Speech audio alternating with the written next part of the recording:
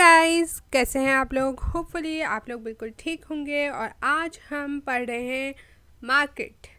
तो मार्केट क्या होता है? मार्केट वो इंस्टीट्यूशन है जिसके ज़रिए बायर और सेलर मिलते हैं, इंटरेक्ट करते हैं और इंगेज करते हैं एक्सचेंज में, यानी ख़रीदो फरोख्त करते हैं। ठीक है, एक इंसान बेचता है, दूसरा इंसान ख़रीदता है और उनकी इंटरेक्शन चलती रहती है। That's your market. कुछ मार्केट्स इजी होती हैं, ठीक है, सिंपल होती हैं, आपको फ़ौरन से समझ आ जाती हैं कि यार ये वाला बंदा चीज़ें बेच रहा है, ये लोग ख़रीद रहे हैं और ये डिमांड है, ये सप्लाई है, वट एवर इट इज़। ठीक है, कुछ कॉम्प्लेक्स होती हैं, कुछ बहुत छोटी होती हैं, कुछ बड़ी होती हैं। बट एनी प्लेस जहाँ पे एक बायर और सेलर है और इंटरेक्ट कर रहा है, वो मार्केट होगी। अब बहुत से लोग मार्केट जैसे ही सुनते हैं वो ट्रेडिशनल मार्केट पे आते हैं।